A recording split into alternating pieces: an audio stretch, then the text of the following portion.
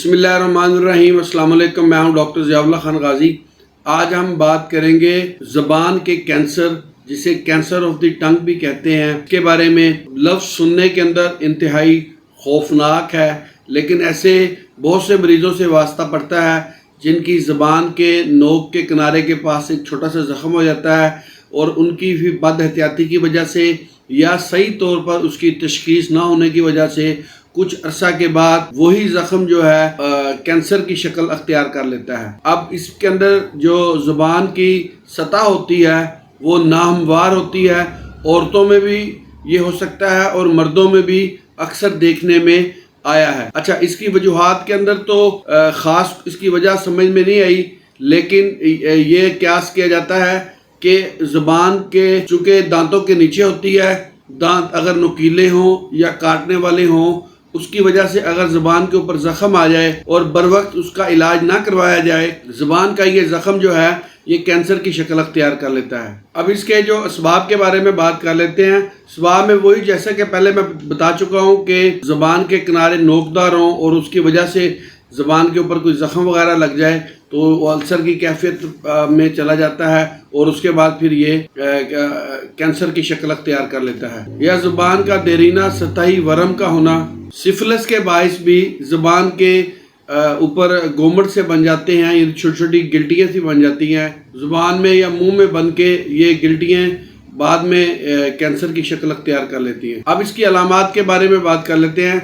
इसमें यह होता है कि ज़ुबान को हरकत देने में ये दाएं से बाएं करने या बाएं से दाएं करने के अंदर बड़ी तकलीफ होती है। ज़ुबान सूजी हुई और पुरदर्द महसूस होती है। मुंह में बाकसरत राल बहती है, यानी कि हर वक्त मुंह के अंदर पानी सा रहता है और जिसकी वजह से मरीज हर वक्त थूकता रहता है। क्लिनिकल एग्जामिनेशंस के अंदर जब देखा जाता है तो ज़ुबान के नीचे वाले जो गदूद होते हैं वो सूजे हुए होते हैं और गर्दन के लिम्फावी गदूद जो है वो भी सूजे हुए महसूस होते हैं। और आखिरकार ये गल सड़ कर ऐसे ज़ख़म कैंसर की शक्ल अख्तियार कर लेते हैं जो कि फिर ये मंदमल नहीं होते। इनमें दर्द और जलन बहुत ज़्यादा होती है और गाढ़ा राल मुंह के अंदर स्याल की शक्ल में बहता है और इसमें बदबू होती है। अब इसके होम्योपैथिक इलाज के बारे में बात कर लेते हैं कि कौन सी ऐसी होम्योपैथिक अद्वियात हैं कि अगर इनको बर वक्त तशख़ीस करके ये अद्वियात इस्तेमाल करवाई जाएँ तो ज़ुबान के कैंसर से ना सिर्फ बचा जा सकता है बल्कि आने वाली तकलीफ़ात से भी मरीज़ को महफूज रखा जा सकता है। और इसमें जो सबसे पहले दवाई इस्तेमाल होती है वो एलोमन है। ज़ुबान की नोक के ऊपर सुइयां चुभने का सा दर्द होता है। ज़ुबान खुश्क और जलनदार होती है। ज़ुबान की खुश्की की वजह से गला भी खुश्क महसूस होता है। अगर ऐसी अलामात हों तो आप एलोमन को इस्तेमाल करें। 30 के अंदर सुबह दोपहर शाम 5 से 8 कतरे 1 घूंट पानी में आपने इस्तेमाल करने हैं।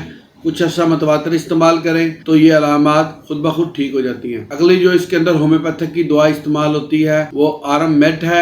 आरम मेट के अंदर ज़ुबान सख्त और पत्थर की तरह गांठें हो जाती हैं। सिफिलिस की आरम मेट बहुत बड़ी दवाई है।